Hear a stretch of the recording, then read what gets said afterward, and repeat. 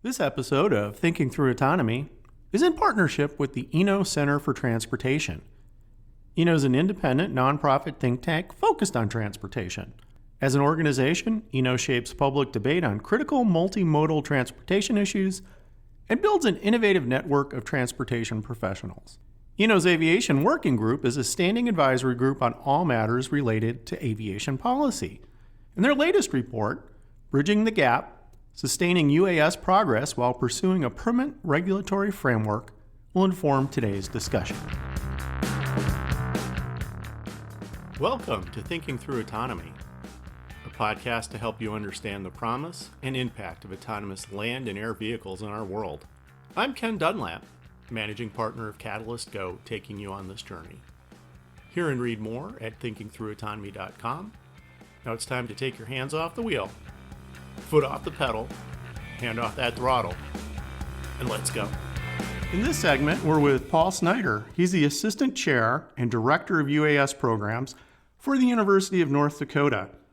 UND is the first university to offer a degree in unmanned aircraft systems. And the New York Times calls the campus the Silicon Valley of unmanned aircraft systems. Paul is UND's chief flight instructor and an in situ ScanEagle unmanned aircraft pilot. He's an expert in safety management systems, or what we call in the industry SMS, and he's a member of the Eno Aviation Work Group. In this segment, we'll take advantage of UND's unique perspective that spans all sectors in the UAS industry, build for you a picture of what the industry looks like from flight tests to small users to the military, and compare and contrast the challenges in each segment. Paul, welcome. It's great to have you here. Thanks for having me. Paul, let's start here. How does UND keep pace with the high expectations surrounding its campus being called the Silicon Valley of the UAS world, especially as the technology is seemingly changing at an incredibly rapid pace? Well, that really is the million-dollar question, and I think a couple things that come to mind is one is, aviation is something we've been doing for over 50 years. We started back in 1968, and so we have a large breadth of knowledge in regards to aviation. And so I think in July, our manned aircraft flew about 10,000 hours just in the month of July. And so, understanding what technology you need and how many aircraft you need and how do you get that done, we've had that experience and we have those people in places to help us to do that. I think we're really fortunate just with our location.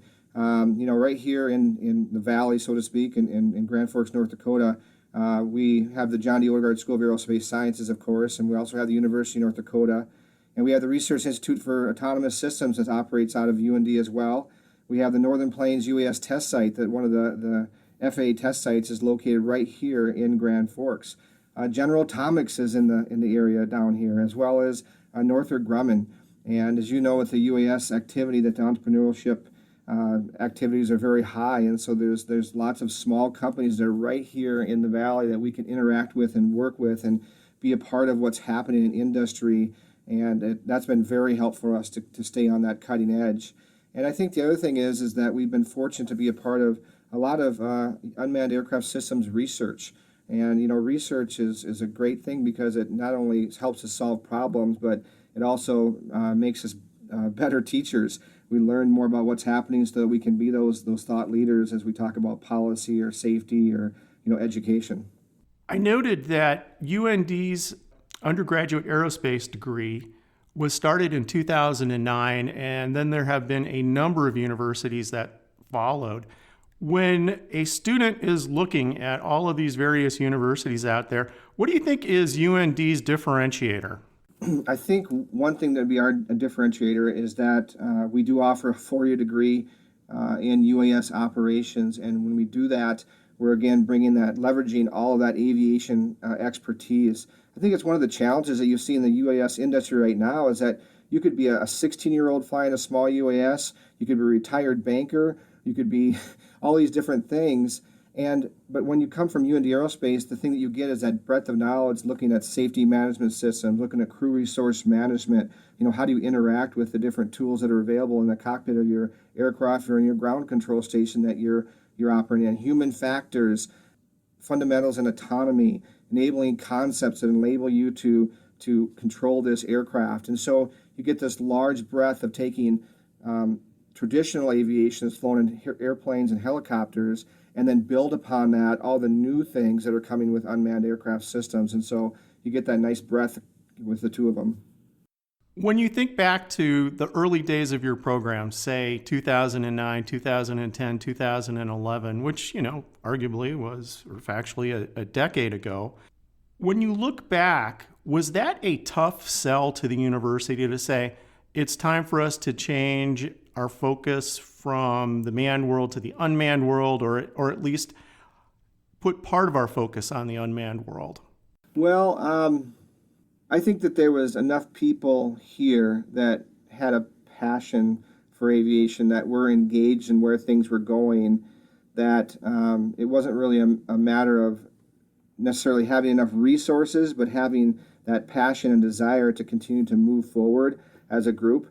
And so we had some key people. I think one of the leaders was Ben Trapna, who still teaches our ground and flight systems here and teaches aerodynamics here at UND. And he started the program, and he was the person who was tasked with it, and they gave them the resources where he could get started and started to grow that program. And so I think, really, especially in UAS, you have to have that mindset of innovation. If you don't have that mindset of innovation, you're going to be in trouble. And I think that's a mindset that we had before we started doing UAS, so it wasn't that big of a jump for us.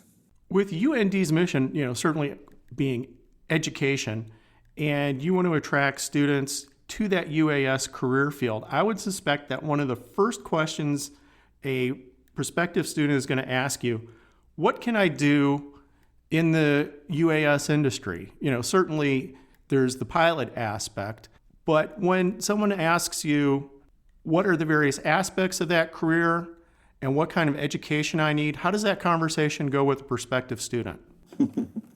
It goes well, and I think the thing is that if you look at the major folks that have been hiring our graduates, it's companies like General Atomics and Northrop Grumman, and so those companies are looking for someone who had that well-rounded background, that have that experience in airplane or helicopter as well, who know how to integrate with the national airspace system.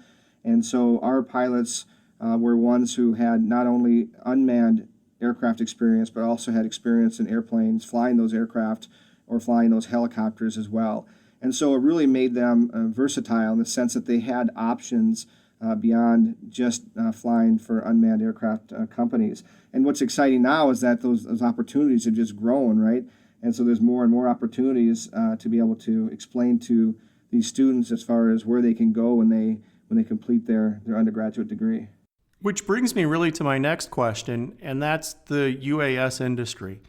Obviously, one of the things that's a challenge is that the unmanned industry has been kind of become synonymous with the word drone. And as we use the word drone, it seems to me that we forget that there are a whole lot of different unmanned systems out there that might not be the one that your neighbor is flying in her backyard. So can you give the audience maybe a quick rundown of what the unmanned industry looks like?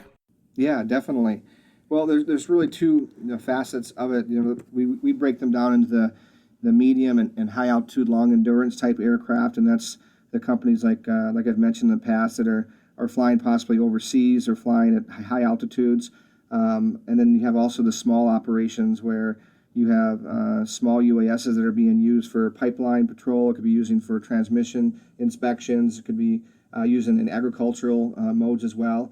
And those are just, oil fields are using them as well. So there's a large breadth of where the small UASs are being used out there in the field. So those are the two biggest areas that you probably are seeing right now in the industry. And it's really fast-paced because we're at a stage right now where there's a lot of research going on, and we're doing a lot of that research and being a part of that research, I should say, to figure out some of the problems and challenges in really integrating these unmanned aircraft systems into the national airspace as well.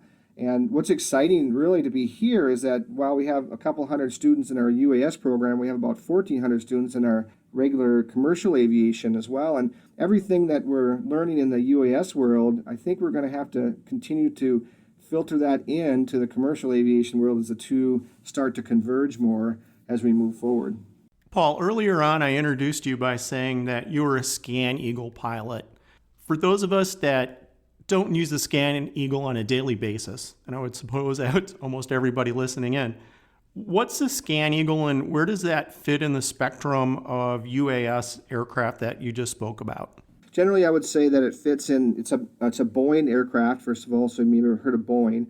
So Boeing in situ makes the ScanEagle, and it's been flown over 1 million hours over the entire world. And it's an aircraft that has about a 10-foot wingspan. It can fly up to about 19,000 feet, and on a couple of gallons of gas, it can stay up there for about 24 hours. And so it's a system that has a lot of automation and working towards autonomy, but it has the ability to really cover a large area and stay up for quite a long time. So as far as fitting into that category, our students actually get an opportunity to fly that aircraft here in the program. So they do small, and that's kind of our medium platform just because of how advanced and mature that platform is. And then they get into a larger UAS beyond that. It's about a 10-foot wingspan, goes up to 19,000 feet. So Paul, safety. We've alluded to that in the working paper that the Eno Aviation Work Group is putting out on August 28th. And we certainly understand that safety needs to be an integral part of unmanned aircraft operations. And I'm just wondering if you could approach the topic of safety really from two aspects. One aspect would be education. What needs to be the basic education that the unmanned industry needs to rely on for understanding safety and practicing safety and identifying hazards and identifying risk mitigation plans?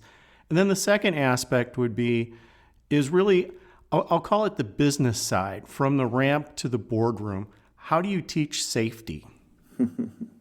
Funny enough, I do teach safety. So it's one of the courses that I get the privilege of teaching the students. And I would start out to say that, safety really has to do with a safety culture that's being created. And that culture, what's, again, fun about being in aviation for over 50 years is that we've developed that culture, and that's alive and strong in the aviation industry. It's expected when you go on an airline that it's going to be a safe flight. There's no expectation that you're going to have a bunch of problems when you go on that flight. And we've got that to that point where that's just part of who we are. And that's something that's a challenge, as you look across these different fields. We all have an idea of safety, but to have that ingrained in your culture where you're looking to learn more from the mistakes that you've made, inform other people about the mistakes that you've made, and work together to try to make it better, and just that continuous improvement attitude that's inside of you, where you feel comfortable to report when things aren't safe, and you're in that environment where you know that it's better that I report this and what's going on because it's going to help us as a whole. It's going to help our entire organization if we understand what's going on here. And so it's that culture that has to be created, and that really comes over time. It comes over leadership being behind that. You see that support that they show you on a daily basis, where they provide the resources necessary so you can get those jobs done. You can operate safely. And so, I think that's probably where it starts as far as safety goes. The things that we really need in the UAS world, when we have so few regulations right now, we have regulations for small unmanned aircraft below 400 feet. I mean, generally speaking, that's about all we have, So now if we want to start expanding how we fly, if we want to fly outside the visual range of where we're flying, or we want to fly with heavier equipment, or, we want to go into places where there's maybe people, we have to have an understanding of how do we, look at risk and identify hazards within our operation so that we can reduce that risk to the lowest practical level. But your second question really hit on that, is that when you're thinking about safety management systems, it recognizes that you have a mission to accomplish. You have to identify what your mission is, and then identify, what risk is acceptable in order to accomplish that mission. And so there's a balance there, because there's that protection versus production that's being pulled against each other, where we're trying to be safe, yet we really have to, we have to provide a service or something that has to get done to get the job done. So there's always that pressure that's going on in between, an organization that we have to manage, and we have to track, and we have to see how we're doing as we go through that process. Certainly, one side of the safety coin, as you talked about, is transparency, sharing lessons learned, sharing the good and the bad. One of the things, though, I think that we encounter is that a lot of the technology behind unmanned systems winds up being highly proprietary. What are your thoughts when it comes to the unmanned industry, which probably more high tech than traditional aerospace? How do you confront that whole proprietary trade secrets issue in the name of promoting safety? Yeah, and it's a great question, and it's hard, especially when we're on such the front, cutting edge. We're working with a company that has technology. It's called BDAR, where they're able to track bee movement, and we can start looking to where we're going to pollinate, how we're going to place the beehives to ensure we get the highest pollination to increase yield in fields. That's technology. They just really don't want to have other people know all the details about and what's in there, right? And so you have those struggles as we're entering into this new world of new technology and uses of technology. But one thing that I think that we've done well as far as the industry is that we're using those industry standards. Organizations like ASTM that has developed standards, whether it be for detect and avoid or for aircraft certification, even for risk management. The industry is coming together, and the FAA recognizes those different industry organizations that are helping to develop those standards and expectations of what the minimum should be that we can ensure that we're going to have a safe operation. And hopefully the FAA is going to continue to leverage those kind of organizations to help ensure that we are safe. Right now, if I get into an aircraft and I fly across the country, I know that aircraft is reliable. I know it's been tested for that reliability and it's been certified for that. And my biggest risk is that the engine's going to fail and it's going to come to the ground because I have that testing in that background. And so those standards have to be developed so we can have that testing and that background being done so we can know that we have, safe equipment that we're using. I think that's probably more the answer than, necessarily right away getting into all the nuts and bolts of how something, works necessarily.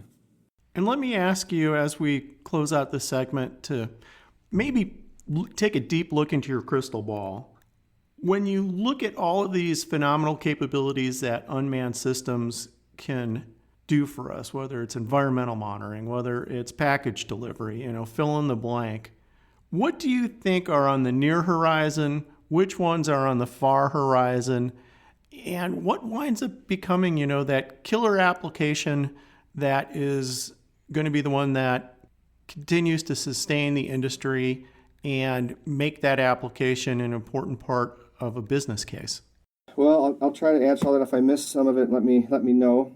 I think on the short term, I think that there is a pretty big push from industry to really figure out what are the low risk scenarios of flying unmanned aircraft and start to open that up so that we can start developing that reliability and durability, start developing those test cases where we can do them and we can fly and we can continue to show the safety of flight. And from that, those low risk cases, we can start opening that up and providing some blanket type waivers that allow people to operate and to start making money and doing business.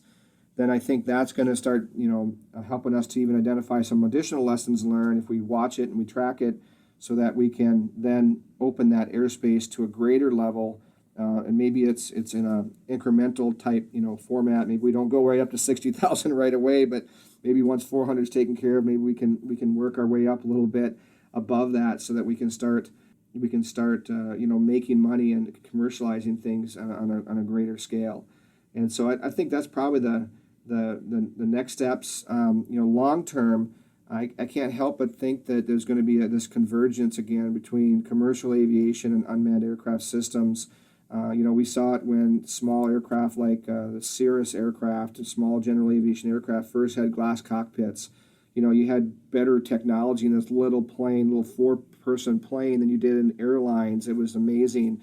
And pretty soon you saw all that technology filter into the airlines, and pretty soon, we all have this kind of technology. And I think you're going to see those kind of filtering things happen in this convergence where, unmanned aircraft systems, understanding autonomy, and all the concepts with communications that go with it, and are going to start to merge closer together, and you're going to see that convergence, I think, long term. And that's where we're talking about the idea of, the package delivery and having urban air mobility where you have possibly air taxis type things, kind of that Uber autonomy type vehicle happening as well. And so that's the long term, but we have to figure out how that fits into integrating with airports, as well as how that's going to work with managing the traffic of unmanned aircraft to merge with manned aircraft or with regular traditional commercial aviation as well. So there's a lot of challenges, a lot of things we got to fix, but I know there are people working on all of them right now, so it's exciting. And with that, Paul, I just want to thank you for being on our segment today, and I look forward to seeing you in the skies. All right. Thank you. My pleasure.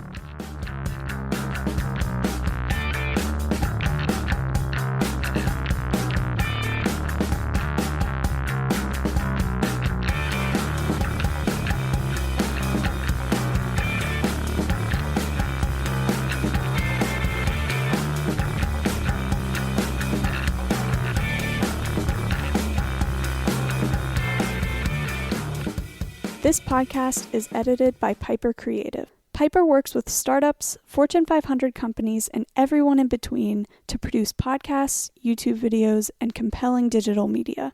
Learn more at pipercreative.co.